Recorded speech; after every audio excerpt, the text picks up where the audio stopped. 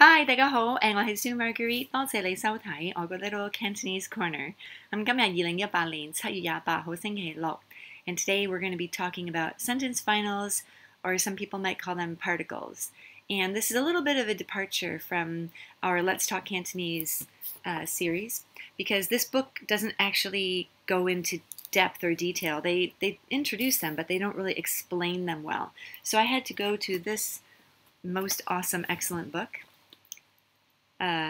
Everyday Cantonese. They give a really good explanation throughout the book kind of on the different particles, and there are a lot of them in Cantonese.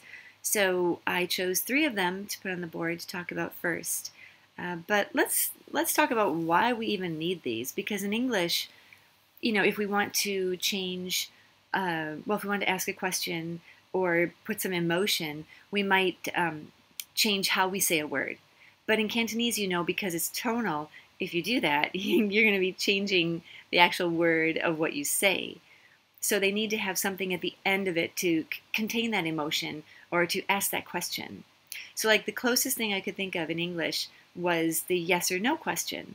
Because if you're asking somebody, like for example, are you hungry in English, and you're expecting a yes or no answer, and you don't know, which is why you're asking the question, you would go up at the end, right? So you would say like, are you hungry?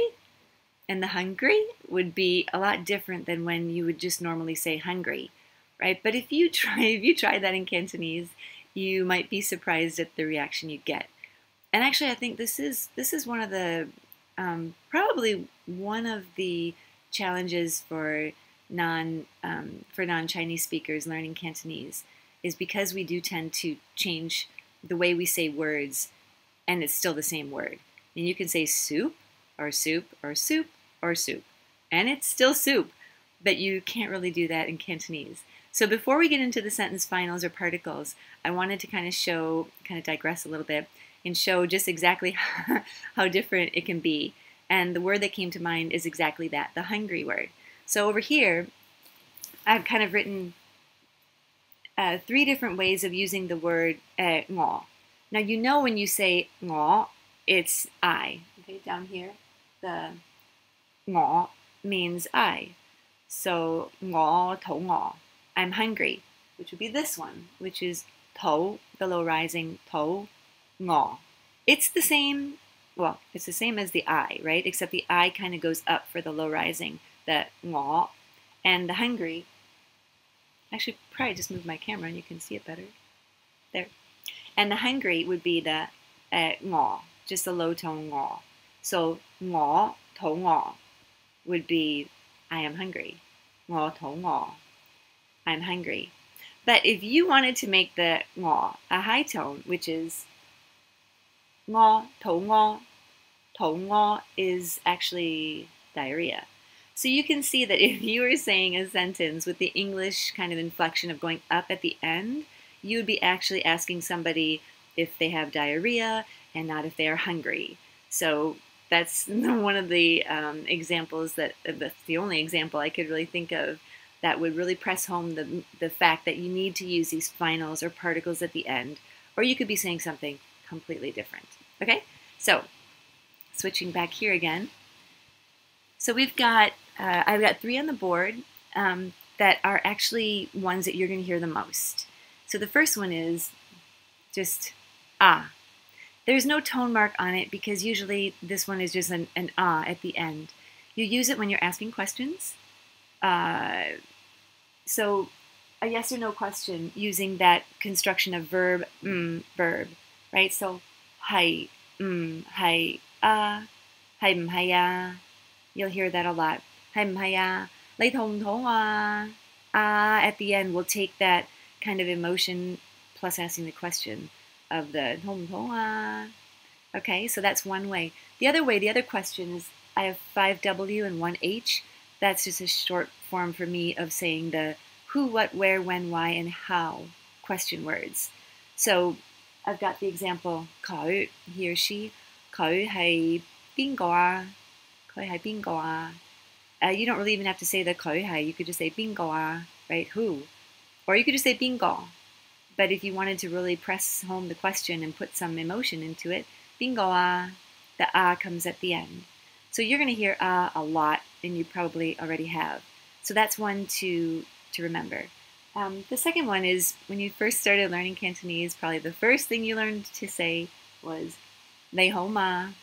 The ma at the end is your sentence particle or final that makes it a question. So lei ho, ho actually goes up by itself. So it kind of does sound like English, right? Like lei ho ma. Okay, lei ho ma, how are you?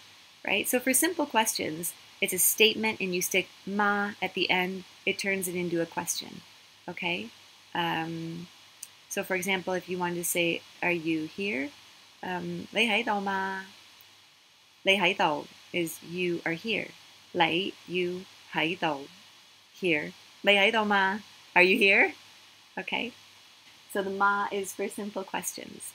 The third one is super useful, and it's a really easy one to start using right away, because I think in my this and that video, I probably introduced this one, because it is the contraction particle, or one that means and how about in English, right? How about this one? How about that one? Okay? And that is said as the high tone ne, ne, or le. There's really no distinction between the N and the L. So le. And the way you use it is you stick it at the end to mean, well, how about that one? Okay, so we've got, or how about you, right? Lei is you, lei le. So if you're asking like, oh, lei thông thấu ngò, you're asking one friend, lei thông thấu ngò, and you're like, ah, hổ thấu ngò. And then you say, oh, lei le, to another person, meaning, well, what about you? Or how about you? Are you hungry too? But you don't have to repeat the question. You can just say, lei le, or ligo le would be like, and this one? Ligo is this, or this one. So, ligo le at the end just asks the question, well, what about this one? Okay? So, those are three of the most common sentence finals or particles, and I hope that, that you find it useful and you can start to use these. But most importantly, just remember that you can't really change the way, you can't change the tone of words to express emotion or a question. You've got to use these particles, okay? So I hope wherever you are, you're having a great day, and I hope you found this useful. If you like it, please subscribe to my channel and like my videos, and I'll see you again here on my little Cantonese corner. Bye!